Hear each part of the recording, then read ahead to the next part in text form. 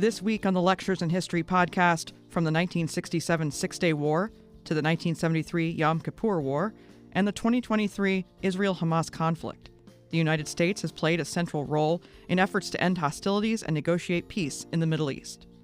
Trinity College professor James Stoker examines the history of American diplomacy in the Arab-Israeli peace process. More after this.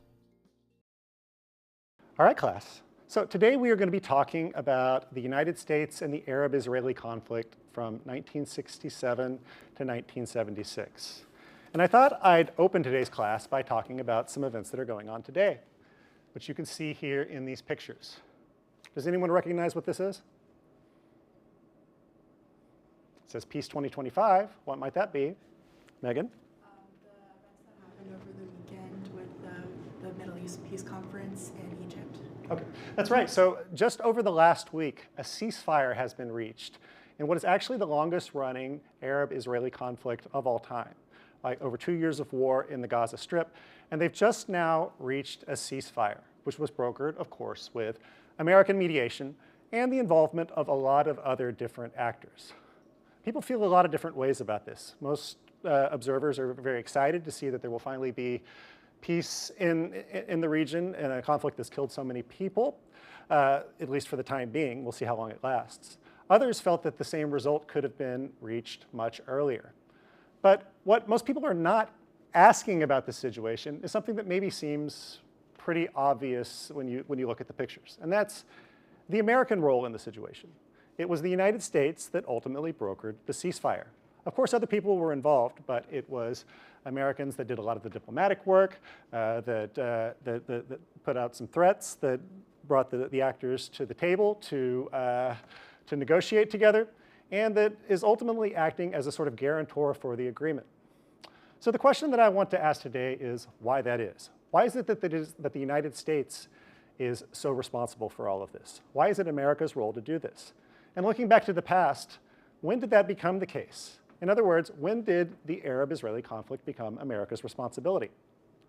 There's a lot of different answers to that, but one of them is found in this period that we're going to look at today, between 1967 and 1976.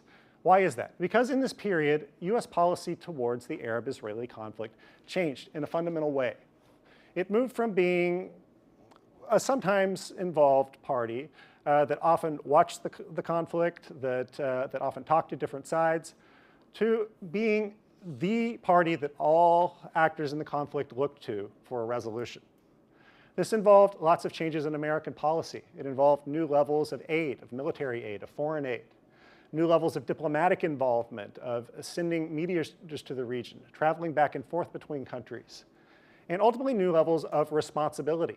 Because when you are the actor that others look to resolve their problems, right, when things go badly, you're often held responsible, right? So it was a change in US policy. But it was also a period that saw a big change in the Middle East itself. The regional actors changed. The same countries essentially were in place, but their dimensions changed. Israel's size and its role in the region transformed. At the beginning of this period, Israel was relatively small. By the end, it controlled some territory that was more than 3 times its original size. And the questions of where its borders would eventually lie was not yet resolved, and still in some ways is not yet resolved today. Arab states changed too.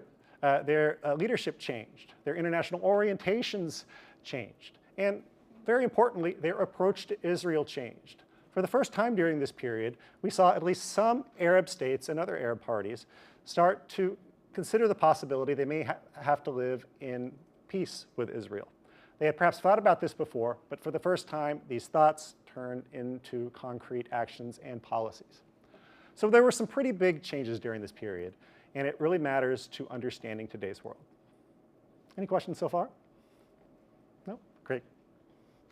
This is one of the most written about periods in the history of the Arab-Israeli conflict. There's a vast amount of literature that covers it. I've just got a few of the books here that scholars often use. Sort of the OG historian of the U.S. role in the Arab-Israeli peace conflict is Bill Quandt, who was a former member of the National Security Council. He wrote a great book called Peace Process, which has kind of an inside perspective, but also uses lots of diplomatic documents, and takes a multifaceted approach to understanding U.S. policy, focusing on interest in the Cold War, on domestic influences in the United States, on the role of oil, and other factors.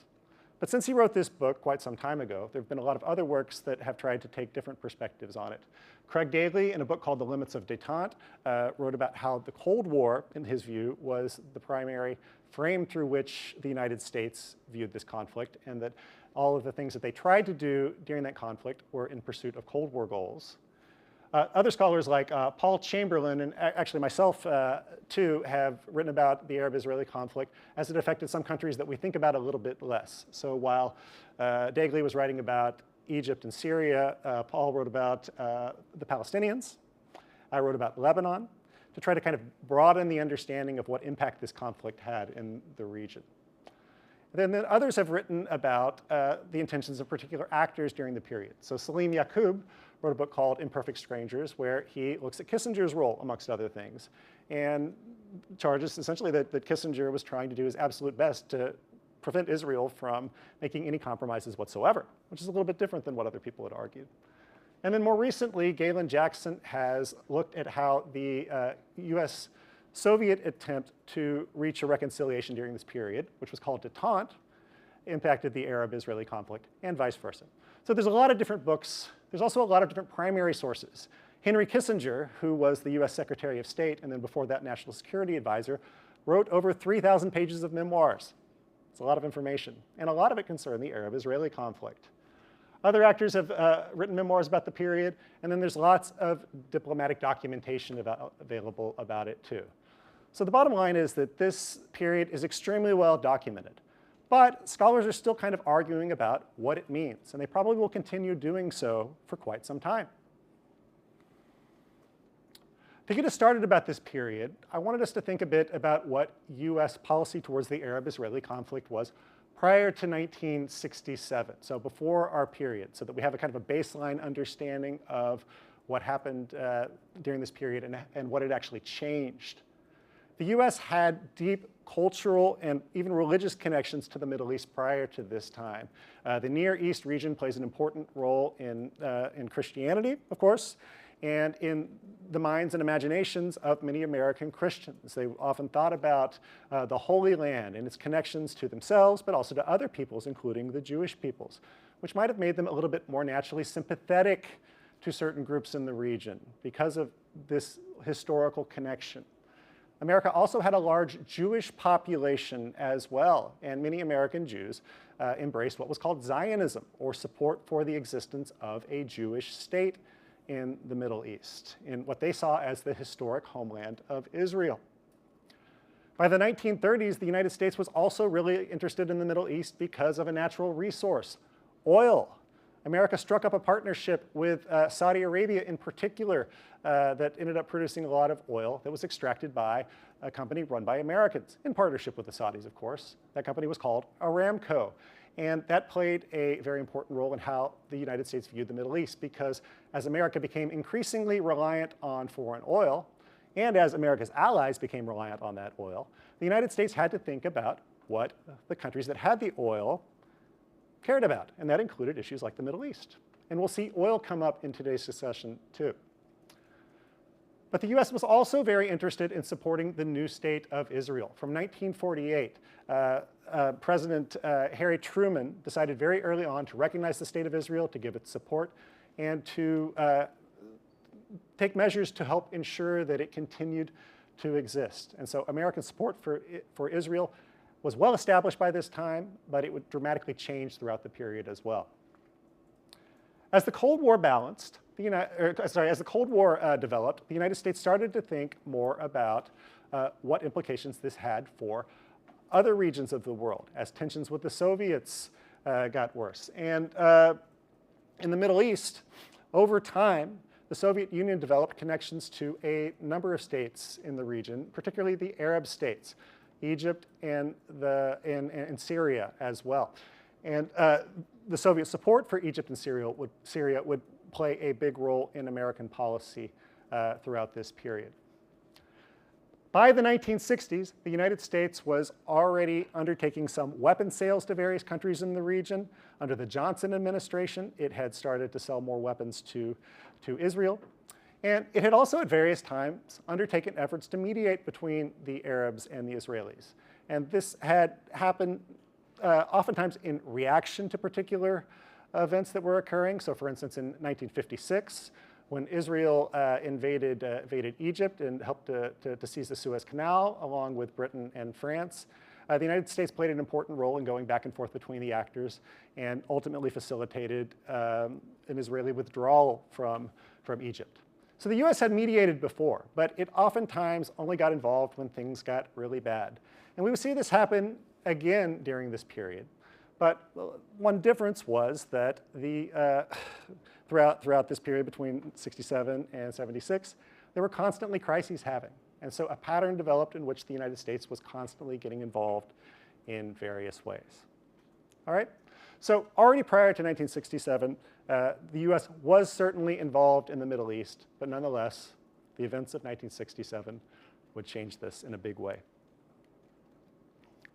So this brings us to the 1967 Arab-Israeli War. What actually happened during this war? Well, tensions had been increasing between Israel and its neighbors for quite some time. Along the border between Israel and Syria, which I'll point to as being sort of up in this area here, there had been lots of attacks across the border by Palestinian militants that were based in Syria. And Israel oftentimes retaliated against these attacks by attacking into Syria and into other places as well. So there were tensions along the border. In April of 1967, there was actually an aerial battle between Israeli jets and Syrian jets, and 6 Syrian planes got shot down, which ratcheted up tensions across the region. At the same time, the Soviet Union, for one reason or another, and scholars have debated why, gave some reports to the leaders of Syria and Egypt that suggested that Israel was preparing to invade them. So they then reacted to this by increasing their preparations for war. And in May, the president of Egypt, Gamal Abdel Nasser, took a very important step. Actually, he took 2 steps. The first step he took was to launch a blockade of Israel. And this basically meant a blockade you put in ships and you prevent ships from reaching the country. And this blockade was down here in the south, around the mouth of what are called the Straits of Tiran, which meant that Israel couldn't get any shipping. And Israel was reliant on shipping for a lot of goods, particularly of oil. So their oil supplies were cut off, and this was a big threat. The second thing he did was that he requested that a UN force be removed from the Sinai Desert, and this is this region of Egypt right here. The UN force had been put in there after this conflict in 1956 to separate Egypt and Israel. And because Nasser was upset, he was worried about the conflict, he decided to ask this force to withdraw so he could put his own troops in. Was this a good decision? In retrospect, probably not, but for him it seemed like the right move at the time. By this point, Israel felt like it was very likely that they were going to be attacked by their neighbors, or at least that there was a good chance of it. And they started to make plans to take the first strike. And they consulted with the Americans about the possibility. The Johnson administration asked Israel not to go, to give them time to try to negotiate a solution to it, in particular to end the blockade. But they weren't able to reach that goal. And so on June 5th, 1967, Israel essentially decided to go. And by that time, the Johnson administration had not told them definitively not to go. Many historians call this a yellow light. And what do we mean by a yellow light? Does a yellow light mean go? No, me slow down. Not necessarily, but if you're interpreting it the right way, you might just like put on the gas and drive through, right? And that's essentially what Israel decided to do. They launched a preemptive attack on Egypt and Syria. And they managed to destroy most of the country's air forces. Now, this was important because this basically meant that they were not able to resist the subsequent Israeli attack. which was very, very successful. And in the process of attacking, they took over 3 big portions of territory. They took over the entire Sinai region of Egypt. They took over the Golan Heights of Syria, which is up here. And then they took over the west bank of the Jordan River, which is this big splotch of territory right there. Now, the West Bank's may be worth mentioning because we haven't really talked about that yet. Who was in charge of the West Bank at this time? It was actually Jordan. So Jordan to the east of Israel, which interestingly enough had a pretty good relationship with Israel prior to this time. In fact, there had been lots of kind of secret talks between King Hussein of Jordan and various Israeli leaders about the possibility of peace, of working together. However, prior to the 1967 war, King Hussein felt under a lot of pressure to assist Egypt and to assist Syria. And so just before the war broke out, he ended up striking a defense treaty with Egypt and Syria, which meant that when they all went to war, he was effectively obligated to enter into the war on their behalf. In Israel's eyes, this made Jordan, right, a belligerent country. And so they attacked into the West Bank and very quickly seized that as well too. So within 6 days, Israel had effectively tripled its size, and the war was over. How did the various sides feel about that? Was Israel happy? Well, they were, right? How were the Arab states feeling? What's that? Oh, I said defeated. Yeah, they felt defeated because they obviously were defeated. But it was defeated in more than a military sense. It was defeated in a, we don't maybe want to quite say it spiritual sense, but maybe in a moral sense as well too. Something had gone wrong, and they had to look for an explanation for why that was. Okay? So what then did the United States do about this situation? Well, very soon after the conflict, the Johnson administration realized it would have to do something about this situation. Johnson was worried that if things stayed the way that they were, it could get worse, because when countries are very unhappy, there can be lots of chaos that occurs. So Johnson, within a few weeks, announced what he called the 5 principles for ending the conflict. And I have them up here on the board. This is the shortened version. This is actually part of a larger speech. The first principle was that all nations have the right to live in peace. Sound pretty unobjectionable? I mean, it was in a sense, right? The second was justice for refugees. What about that? Also unobjectionable? Well, this is a little bit more challenging because we had to think about who the refugees were.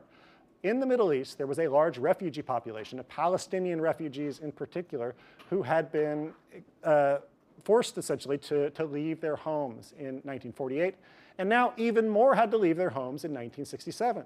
Some for the second time. So they moved during 48, and then they had to move again during 67, right? Johnson called for justice for the refugees, but what did justice mean? Did it mean returning to their original homes? Well, in Israel's perspective, this would have been unacceptable, so this was left ambiguous. Then there were some other points too. Respect for maritime passage. This referred to the blockade on the Straits of Tiran. Limits on the arms race. This had long been a theme of US diplomacy towards the Middle East, the idea that you had to limit the arms that were going to various parties, because if you didn't, right, that would make war more likely, at least the theory. And then finally, respect for political independence and territorial integrity. Now, this is also kind of a tricky point. What is territorial integrity? What does integrity mean? Well, it means making something whole, right? So did this mean that the Arab states were going to get all their land back? It was a little bit ambiguous, wasn't it? And in fact, it had to be ambiguous. Why? Because the various sides were not in agreement about what a fair peace would look like. Very soon after the end of the war, the Prime Minister, Levi Eshkol, basically gave a speech saying that no matter what, things were not going to go back to the way they were before the war, including in terms of territory, because Israel did not consider the territory that it had to be safe. It did not consider that it had enough territory to be protected from attacks by others, because in their perspective, they had already been attacked twice in the previous 20 years, right? So they weren't going to go back, and that was essentially them saying no. And they also said that there would be no return of land without any direct negotiations. So in other words, if you want your land back, you need to talk to us directly, which implies that they're going to be recognized. Right? The Arab states, in reaction, held a summit in Khartoum in Sudan, and they came up with what they called the three no's, which basically were saying no to some of the things that the Israelis were demanding. And the number one no was no peace with Israel. So in their perspective, they had been attacked. They were not going to have peace with Israel. C-SPAN's Lectures in History podcast continues in a moment. Now back to C-SPAN's Lectures in History podcast. The second was no recognition. They would not recognize Israel. And the third was no negotiations. They would not facilitate recognition by negotiating with Israel. Now, does that sound like it's much of a basis for peace? I mean, it doesn't on one hand. However, others have kind of pointed out that between the lines of these three no's, there was the possibility for some movement. So there was no formal peace, but there could be the possibility of something that we called something else. Maybe they would agree not to attack each other. There was no direct recognition of Israel, but there might be some de facto recognition of Israel, like interacting with it. And then finally, no direct negotiations, but they would be open to indirect negotiations via other actors. So between the lines of all the no's, there was at least a possibility of some movement forward in this peace process. Right? So in that environment, everyone had to figure out what to do. And the problem went, as it often does, to the United Nations. And the United Nations ended up passing a resolution called Resolution 242, which essentially set up a plan for moving forward on this conflict. It involved several points, but one of them was basically the idea that there would be peace between the two sides in exchange for land. It was the principle of land for peace. However, Resolution 242 left unclear exactly how much land would be returned. There's two different versions, an English version and a French version. And in the English version, it says that there will be withdrawal from territories occupied. In the French version, it said there will be withdrawal from the territories occupied. One little use of the word "the" made a big difference. What's the difference between withdrawing from territories occupied and the territories occupied?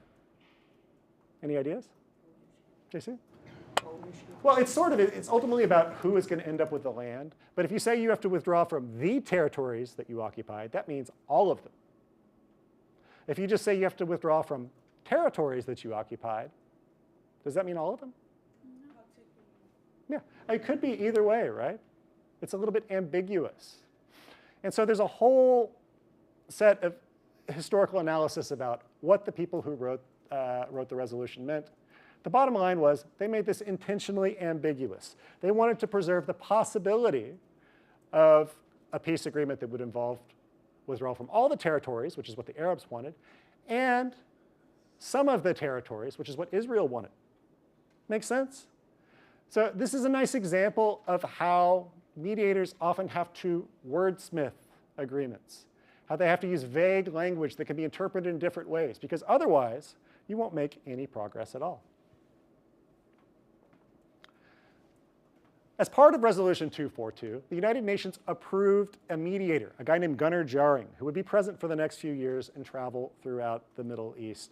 And he already started his work at this time. He tried to meet with the various parties, but at least one party was posing problems already, and that was Syria. Syria refused to meet with Jaring. Why? Because they thought that the UN resolution basically justified Israel keeping their territory, and so they refused to meet with him. But the other parties to the conflict met with Jaring. However, he didn't get very far in terms of negotiating. Right?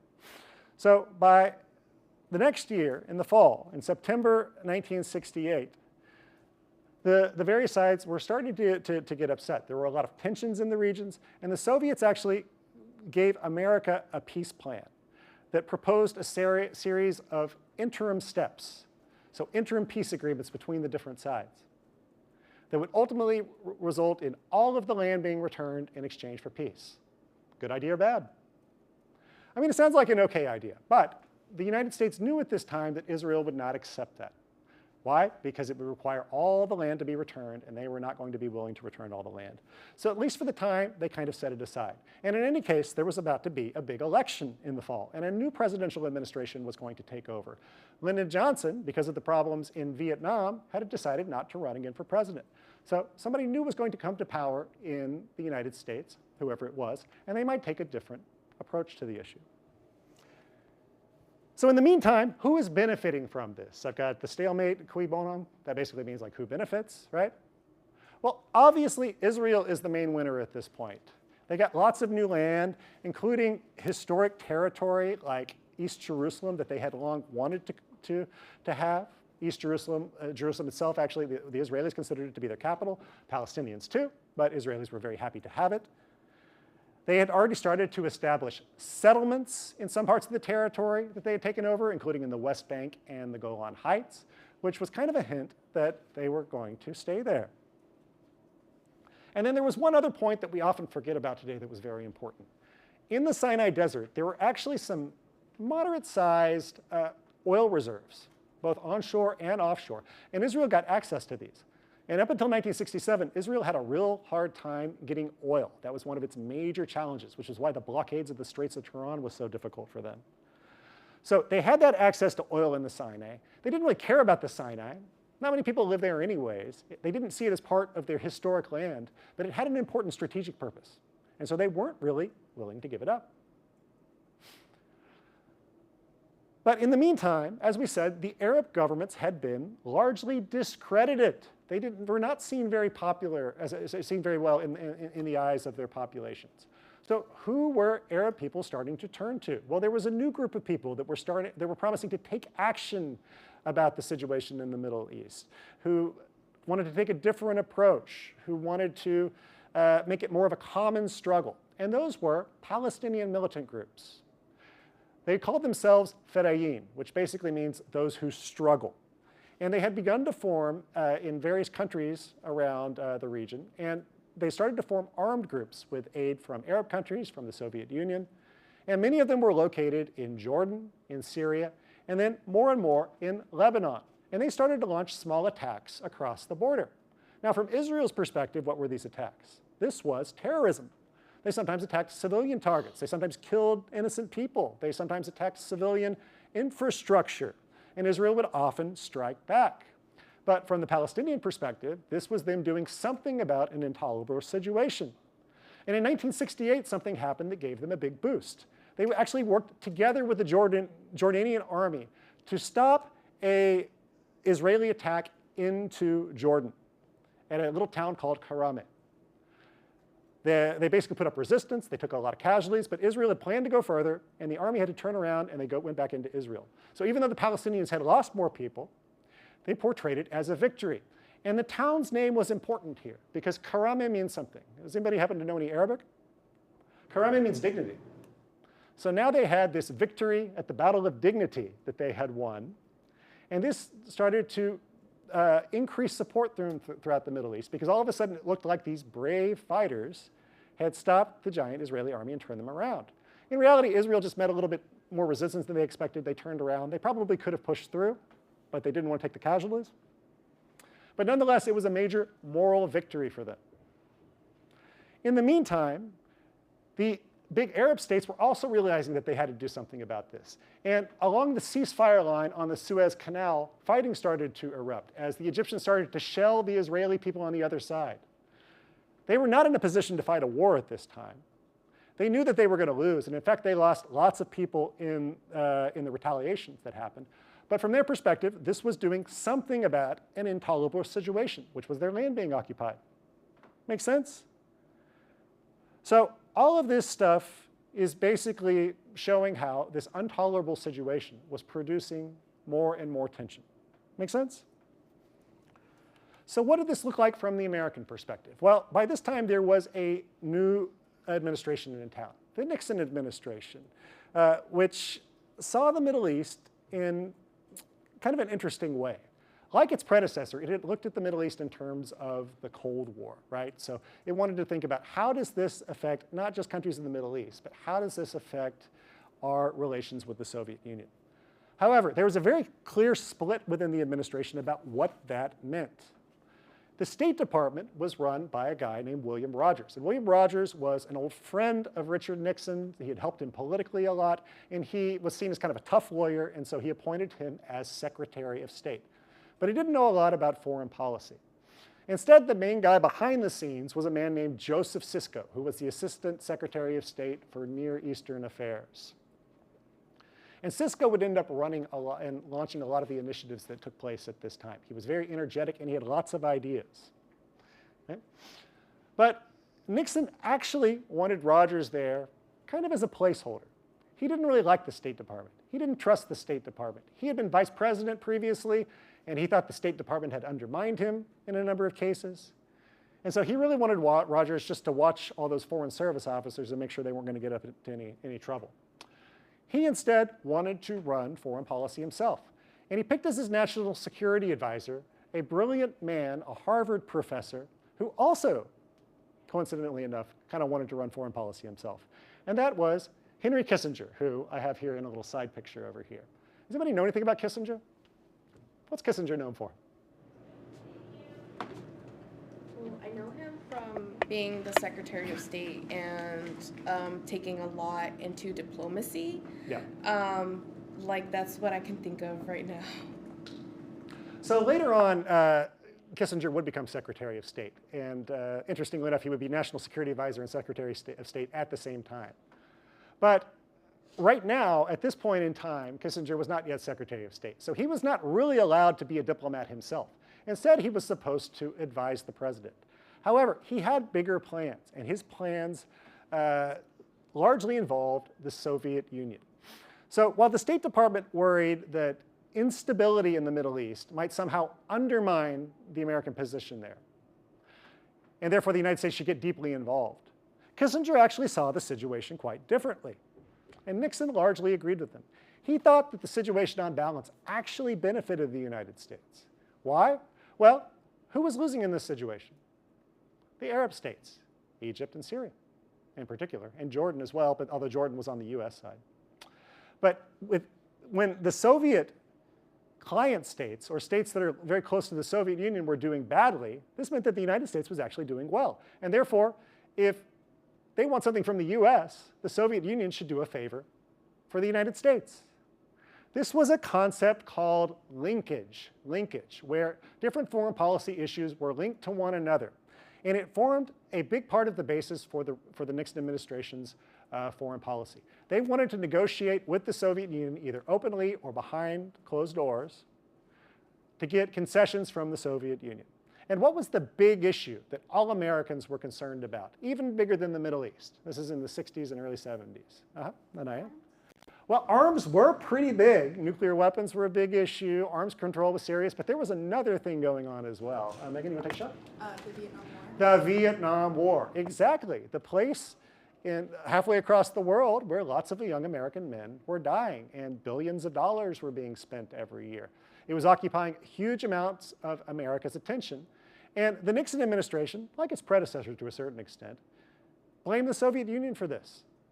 So ultimately, Nixon and Kissinger hoped that they could use the Middle East as an area where they could offer something to the Soviet Union and the Soviets could offer something back. And so the question was, who needed it more? Did the Soviets need it more, or did the Americans?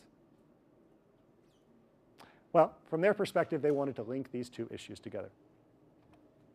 But nonetheless, there was a need to do something about this situation because it was getting so bad. So what emerged was a series of diplomatic forums where they started to talk about the Middle East issue. And you've got to kind of bear with me here because there's a lot of details. First off, you had the Jaring mission, which was run by the United Nations, where this guy Jaring was traveling around the region and trying to negotiate with the various parties as a member of the UN. You also had what were called four-power talks, which had been proposed by France after 1967. In this situation, the US, the USSR, the UK, and France would get together, discuss the situation, and try to come up with principles that were acceptable to all of the big powers. Sound like a good idea? I mean, maybe. There were also direct negotiations between the US and the Soviet Union going on, and the Middle East was one of the topics of discussion there. These were open diplomatic discussions. And then finally, behind the scenes, there was what they called the back channel between Henry Kissinger, the National Security Advisor, and Anatoly Dobrynin, who was the Soviet ambassador to the United States. These were secret meetings where the two sides would get together, talk about issues of mutual concern, and try to come up with solutions out of the public light. The idea being that you could negotiate better in private than you could in public. So in and of itself, all of these channels make sense. But why have so many different ones talking about one issue? Any ideas? What's the ultimate explanation for this weird, convoluted system that emerged? I think that multifaceted problems call for multifaceted ways of solving problems.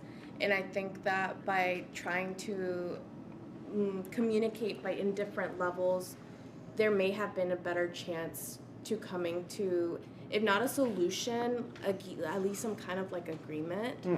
Okay, so let me just summarize that. So your contention is that like the complicated problems, of course the forums are going to be complicated. The more people are talking about the problem, the more likely it is that someone will come across a solution. Is that possible? It's possible, certainly, right? Any other explanations? Let's see, JC, go for it. Sorry, I was thinking that since there was a lot of feud and debate between these powers between themselves, they were all weary. In a sense, none of them fully lowered their defenses within each other, so that might have served as a reason for them to have multiple conversations or multiple points to be able to have a defense strategy in case somebody did pull off a sly maneuver. Okay, you know, that could actually be maybe true to a certain extent as well. So they could be watching all of these forums, and they could be very clear and open about their intentions. That's at least a possibility. Anybody else want to take a shot? Belky? Well, I was just thinking of, like, they're the two greatest powers right now in the world. So maybe it was like, not to step on each other's toes, let's just have a meeting and, you know. So not to step on each other's toes, to make sure everyone gets represented. And I think this is maybe even be, in a sense, the most convincing explanation for all of this. Lots of different countries wanted to be involved in brokering a solution. The United Nations, through the Jarring Mission, meant that all countries in the world were engaged in one form or another. The four power talks meant that big powers like the UK and France could also have sort of a more important seat at the table than others, even if they weren't really doing that much. And the four power talks were probably the least important of all of these, believe it or not. The two power talks showed that the US and the Soviet Union were doing something. The diplomats were meeting together. People knew about this, right? It would be understood that there were efforts towards brokering a solution, even if not much was happening there, and it sometimes wasn't. And then finally, there was the back channel. And the back channel, what's the purpose did it serve? Maybe they would really get something done here. But it also satisfied not just all of the countries involved, but all of the people involved too. So the State Department got to manage most of these things. But Kissinger was in charge of this, and this made Kissinger happy. And that was also very important because Kissinger, from a very early date, was playing a very important role in lots of areas of American policy. He was maybe even the dominant actor in US foreign policy, outside of the president, of course, from 1969 onwards. But the one area where he didn't have a lot of power was the Middle East, right? And the Middle East was what the State Department kind of kept for itself to work on. And so over the first couple of years of the Nixon administration, a lot of initiatives would develop that were largely led by the State Department. And Kissinger was sort of over on the side, kind of sniping at them, saying, no, we don't want that to work. That's a dumb idea, in various forms. He sometimes did it more politely. He sometimes was less polite about it. But the bottom line was that American internal politics, bureaucratic politics, was explaining a lot of the weird stuff happening during this period. Make sense? Okay. So in the meantime, like we said, there's tensions all over. Here's just a couple of examples of what happens as the Nixon administration is taking office. After they get elected, there is an attempted hijacking of an Israeli plane by a group called the Popular Front for the Liberation of Palestine. In retaliation, Israel lands commandos at the airport in Beirut and blows up all the planes on the runway. Now, why would they do that? Well, they blamed Lebanon because the PFLP, the Popular Front, was located in Lebanon at that time, at least they claimed. And yes, it was actually located there, but the Lebanese claimed it wasn't. But the Israelis were blowing up planes. And this sparked demonstrations all throughout the region. Here's an example, kind of a march. This is in Lebanon, where you have Palestinian militants and then other non-Palestinians who actually joined some of these groups, marching in the streets, talking about how important it was to prepare for war for Israel and to return home, right? So this is not good, and governments in countries like Lebanon and Jordan were very, very worried about this. In 1969, Nasser decides to increase the fighting along the border because nothing's happening from his perspective. So he starts launching more and more attacks along this line.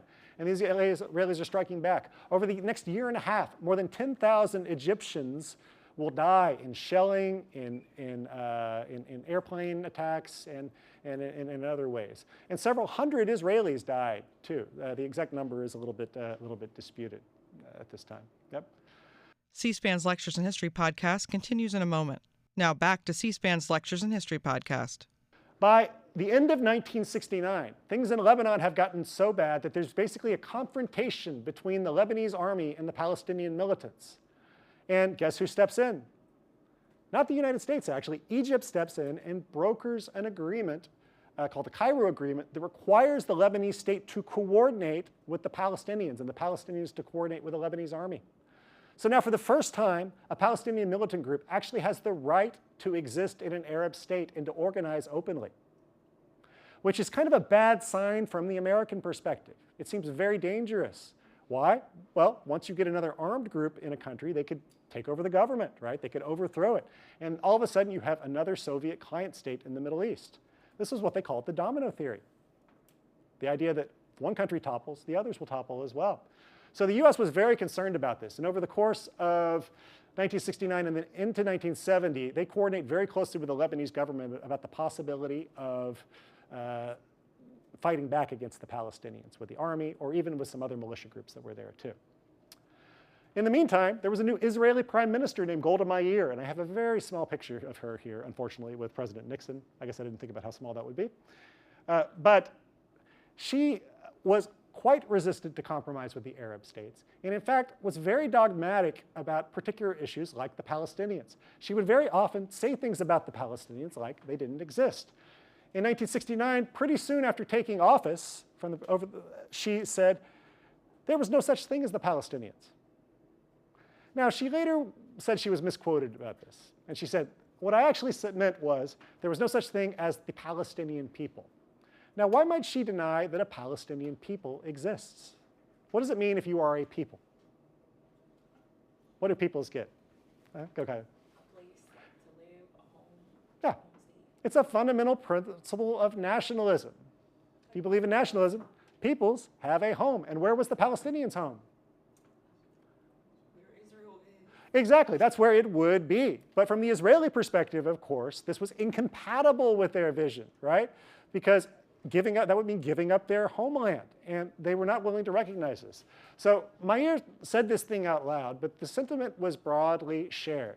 The idea was that Palestinians were Arabs, and so they should live in the Arab states, and they had lots of different Arab states to go to. That was their contention, and of course, the Palestinians disagreed, right?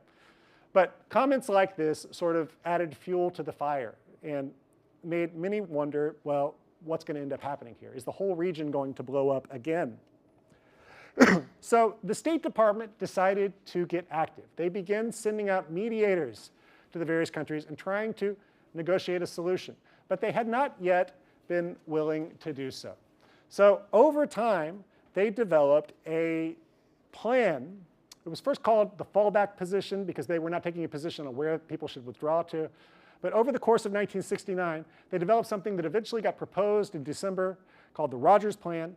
And it had multiple points, but its fundamental point was this, that there would be a phased withdrawal from the Sinai Desert in exchange for Egyptian recognition. Good idea or bad of Israel? Good idea or bad idea?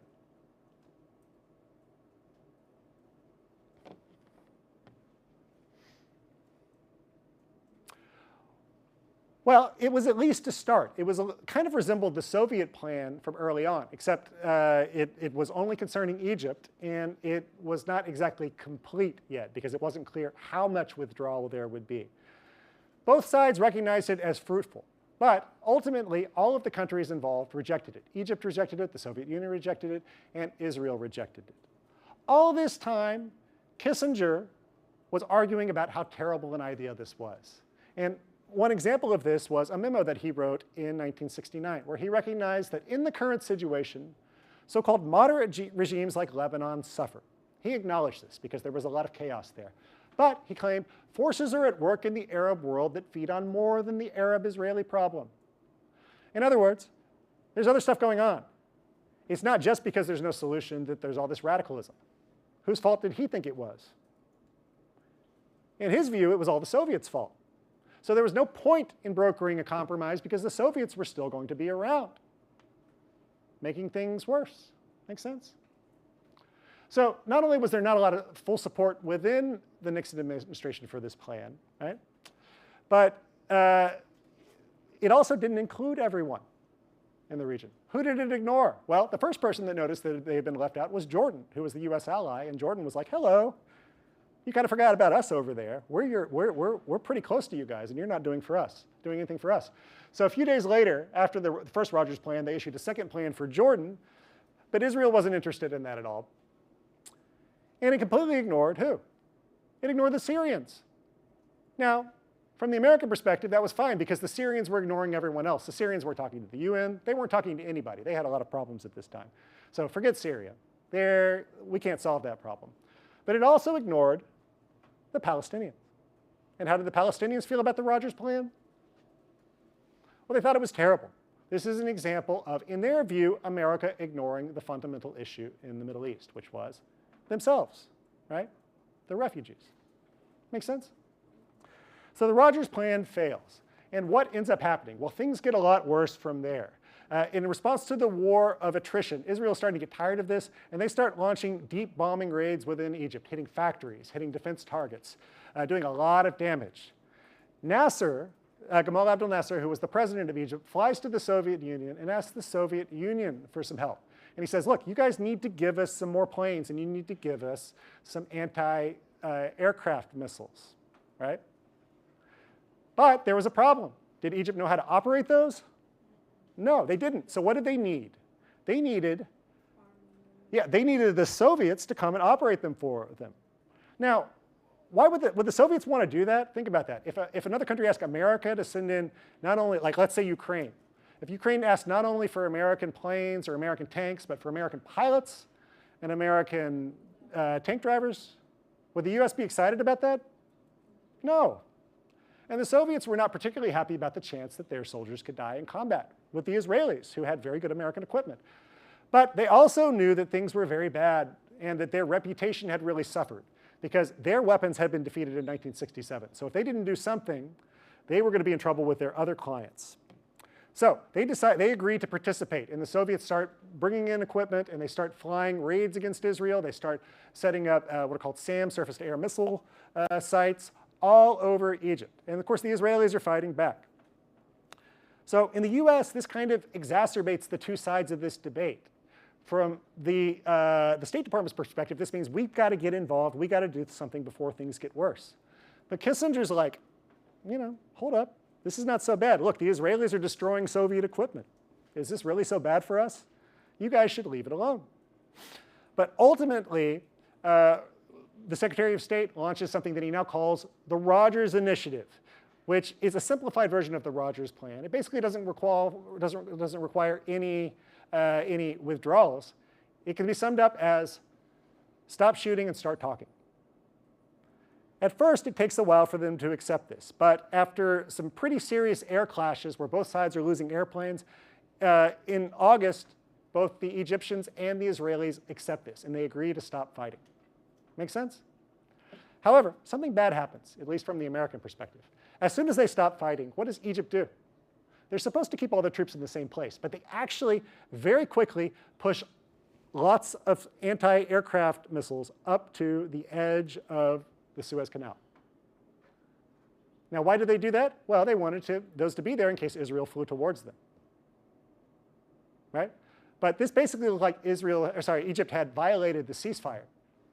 And so this kind of undermined Rogers a little bit in the idea of Nixon, because in the eyes of Nixon, because Nixon sort of believed Rogers that this initiative would sort of stop everybody where they're at, and it didn't. And so it discredited the US and the State Department just a little bit. Make sense? In the meantime, another big event happened in September in Jordan. So previously there had been a crisis in Lebanon. Now there was a crisis in Jordan. And what happened? Well, 4 hijacked airplanes landed at an airfield in Jordan, and with the hostages, and the group that took them hostage, the PFLP, unloaded all of the hostages from the planes, and then they blew up the planes. This was actually the Palestinians blowing it up, not the Israelis, right? But after this took place, a battle broke out in Jordan between the Jordanian army on one hand and the Palestinians on the other. So whereas Lebanon had reached an agreement, Jordan was not willing to do so because they understood that if they gave in to the Palestinians, they would eventually basically take over. So they fought essentially to a standstill at this time.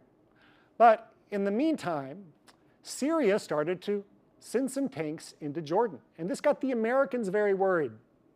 So the Americans brokered an agreement between basically the Jordanians and the Israelis, that if the Palestinians and Syrians kept pushing in, the Israelis would then intervene against them and attack. Good idea or bad idea? Why? I think they would send more people to get, like it'd be starting more war again. Yeah. Basically. Well, so it could lead to war in the region, but the problem was that war was already taking place, right? From the Jordanian perspective, this was very dangerous. Why? Because when Israel goes in and takes over territory, is it going to withdraw? Well, maybe, maybe not. So the Jordanians were very worried about this, and they needed those American assurances in order to get that. But ultimately, it was successful in deterring the Syrians, and then over the course of the next 7 or 8 months or so, the Jordanian army basically cleared out all of the pockets of Palestinian fighters left over, and basically kicked them out to Syria and Lebanon. So ultimately, this was successful from the Jordanian perspective, right?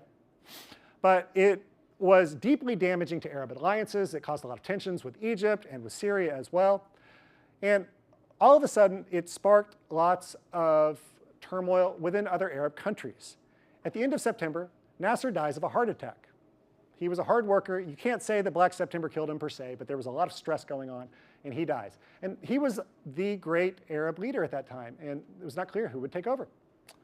A couple of months later, there's a revolution in Syria called the Corrective Movement, where a man named Hafez al-Assad overthrows the existing leader there and basically puts him in jail, and he stayed in there for jail for the next 30 years or so, right, until he died. But all of a sudden, there were new leaders in Egypt and in Syria, and nobody knew really what was going to happen. So what did actually happen? Well, once again, you had a stalemate. New leaders took over. On the right, you have Hafez al-Assad, and in Egypt, you had a new leader named Anwar Sadat. And Sadat had been an assistant of Nasser's. He was sort of approved as a compromise candidate.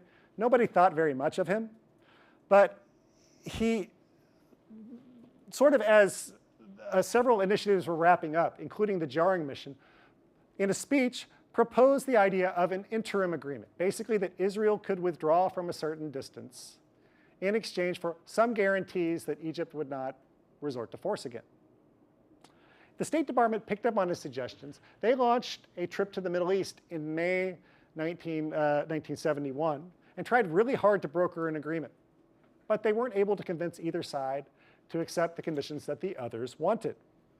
So that agreement failed, and it also kind of undermined Rogers' status in the eyes of Nixon. So nothing seemed to be working. They also didn't see the urgency now that there was a stalemate and there was less active fighting. And after that, there were no more big American initiatives for several years.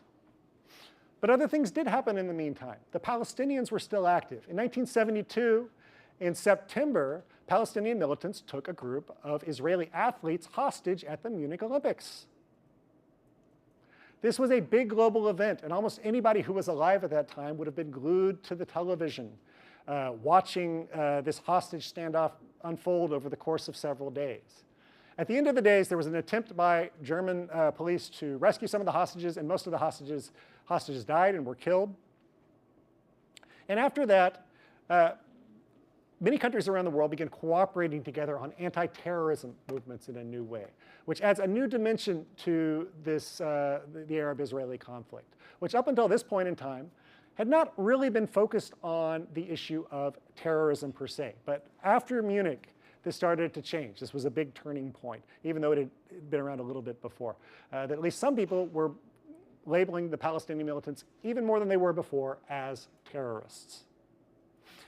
So throughout the next couple of years, the US and the Soviet discussed the issue at summits. There were some back-channel discussions between Sadat's national security advisor and Henry Kissinger. But ultimately, they didn't end up leading anywhere, in part because, as we have said before, at least one actor in the US administration didn't really believe that, that an agreement was necessary. And who was that? Who was against making any progress? Henry Kissinger, exactly. Okay, this brings us up to 1973, the 1973 October War, which again was a major conflict that changed the region.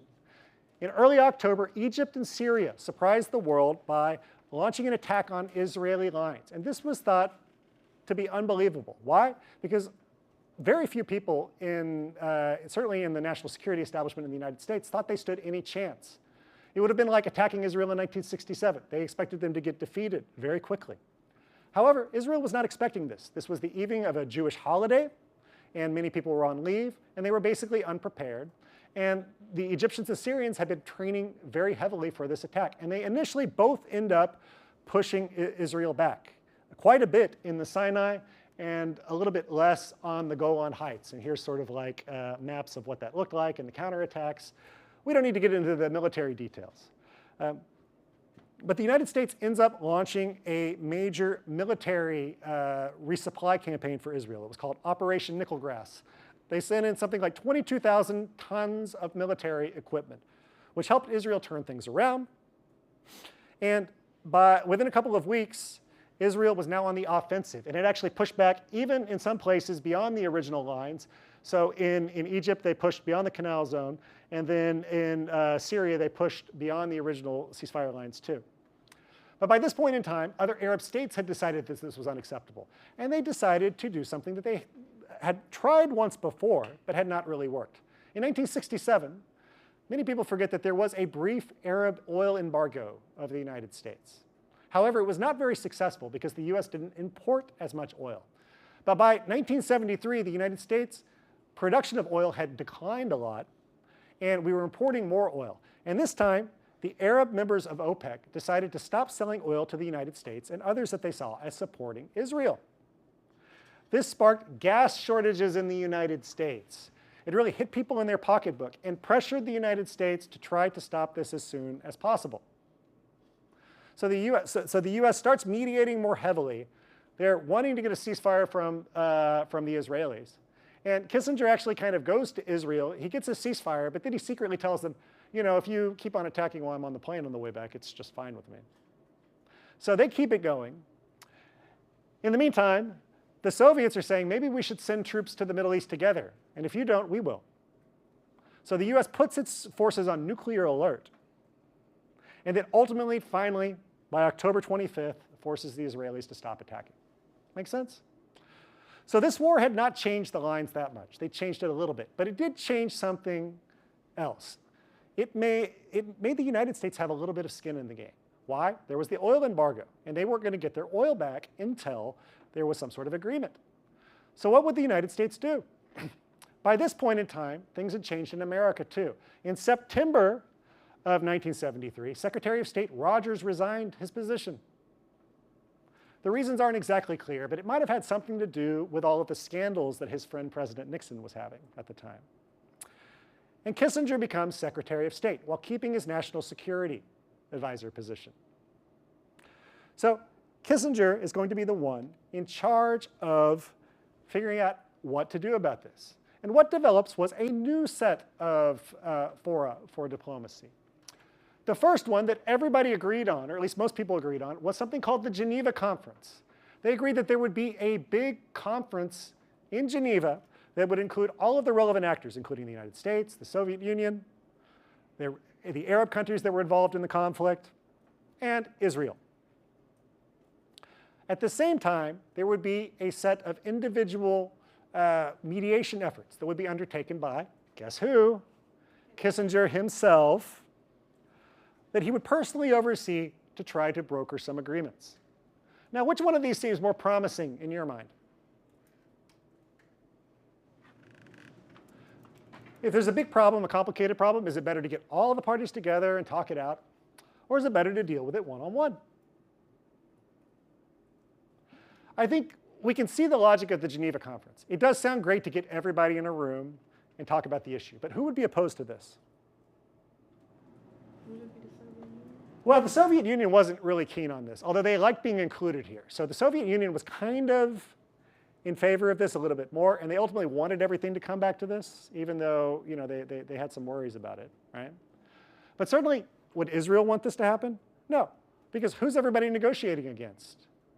Yeah, Israel was worried that it would be everybody against them, all of the Arab delegations against them, the Soviets with the Arabs, and then can they trust the Americans? Well, they didn't know in their mind, right? So while this offered the possibility of a comprehensive solution, it nonetheless was not acceptable to Israel. So what they ended up doing was they met in December 1973 for a very brief Geneva conference. Syria decided not to participate, but it didn't accomplish a whole bunch. After that, shuttle diplomacy happened. And here's a little map that I made prior to this time that gives an approximate number of times that Kissinger would visit these countries over the next few years. He went to Israel 15 times, Syria 14 times, Egypt 13 times. These are approximate numbers based on like a list of Secretary of State trips I found. But obviously, there's a lot of movement going on, right? What were the goals of US policy at this time? Well, Kissinger had a set of goals. His number one goal was pretty clear: support American interests. However, he understood them. He wanted the process under US control. So he agreed to Geneva once, because he didn't have much choice. But he was very determined to prevent people from going back to Geneva if possible. He wanted to make some progress, but he also wanted to protect Israel. And Israel hoped that he would protect him. This is a picture of him meeting with Golda Meir. They had some things in common. She was Jewish, but born in the United States. He was Jewish, but born in Germany and moved to the United States.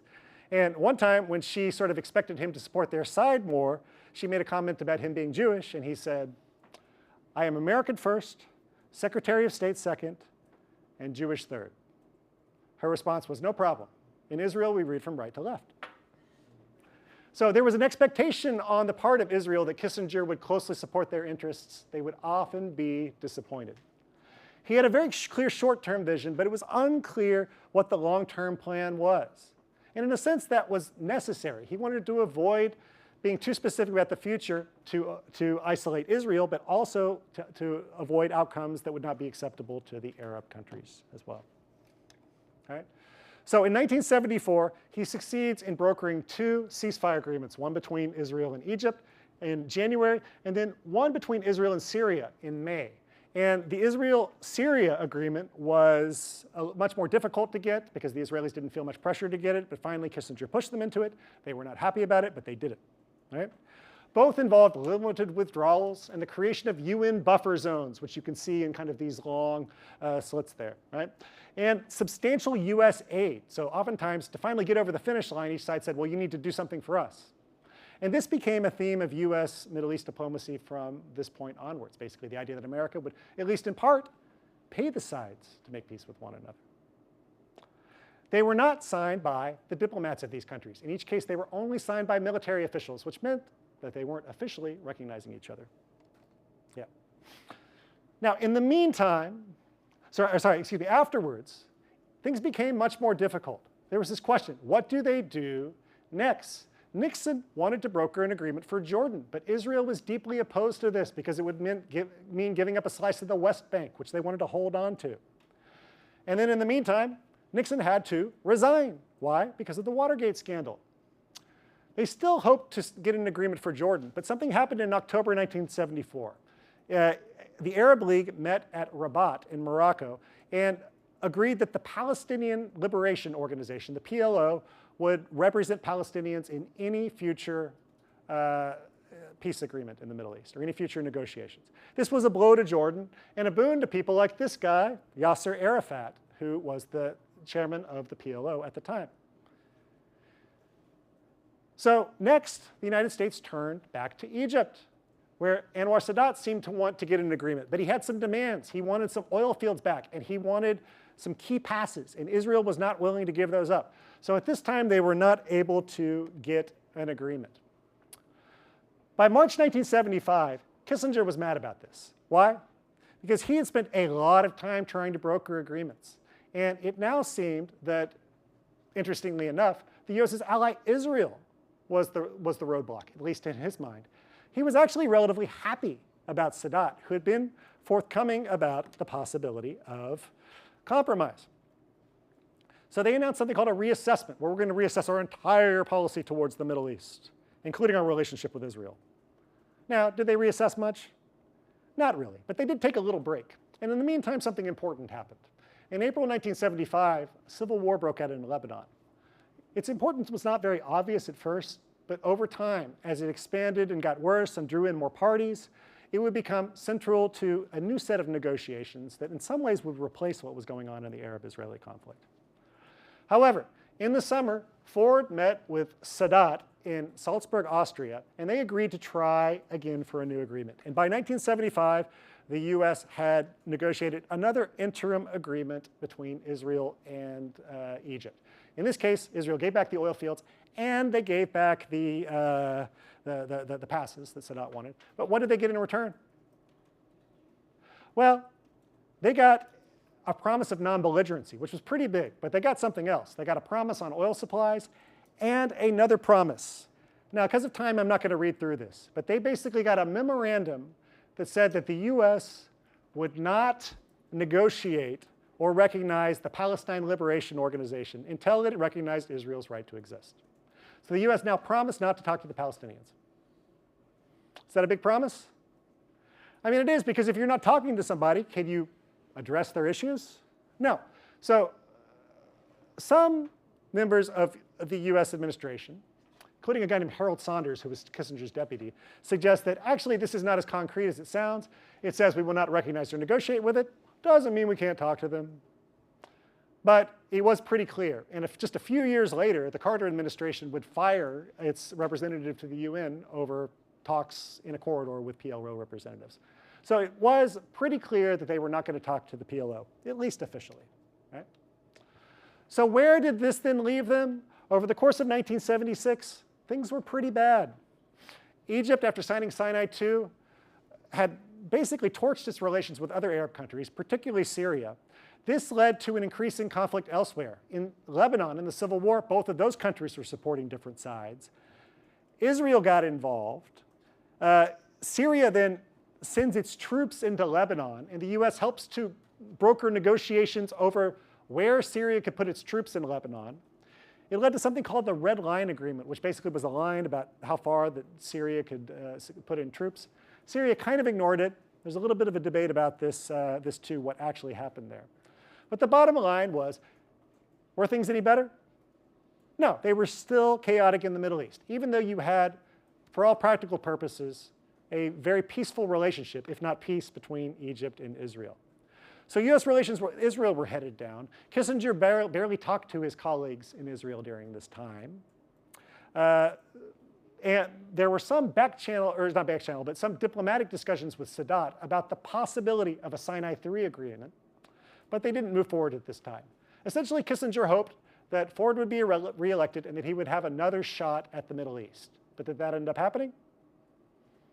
No. By 1976, the American public was largely tired of the Ford administration, and a new president, Jimmy Carter, took office, who himself would have a big impact on the Middle East. What's he most famous for? The Camp David Accords. That's exactly right. So he actually took what Kissinger had started a little bit further.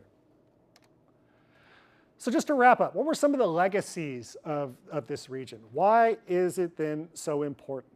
Well, first off, diplomatic ties between Israel and Arab states. So by 76, there were no official peaceful relations. But just a few years later, the Carter administration would hold the Camp David Accords, which would lead to a peace agreement between Egypt and Israel. And Egypt would become the first Arab state to recognize Israel, to exchange ambassadors, and to start up peaceful relations. That didn't mean an end to war in the Middle East, but it did at least start a trend that has continued through today. And today, 5 or 6 countries, depending on how you define it, have diplomatic relations with Israel. And we can see here that it was followed by Jordan, and then later Morocco, Sudan, Bahrain, and the United Arab Emirates. Right? All of these countries have agreed to recognize Israel, even if Sudan, I think, has not actually followed through on that just yet. It also established a legacy of U.S. military support. You can see a recent chart here about U.S. military aid around the world, certainly in kind of the Middle Eastern region. Who's the big country getting most of the aid? Of course, Israel. Israel gets the most American military aid in the Middle East. This changed a little bit during the Afghan and Iraq wars, when they actually overtook Israel for a while, but that's over and it's back. Egypt, though, is number 2. And why is Egypt number 2? Well, again, it's a legacy of these agreements. As they made peace with Israel, they needed money to support their country. And a lot of that money comes in the form of military aid and supports the military, which is very closely aligned with the government there, which is not a democratic government. Right? But it also finally started this legacy of deep American involvement. And since this time, American diplomats have been very, very deeply involved in every conflict in the Middle East, in wars in Lebanon, in wars in the Gaza Strip, in conflict in the West Bank, etc. The U.S. is always there as a mediating party. And that is only most recently evident in this ceasefire, which had the very positive result of bringing many, many hostages back home, in addition to releasing many Palestinians as well. So the bottom line is, important things happened during this period, and it's good to know about it. Are there any questions about that?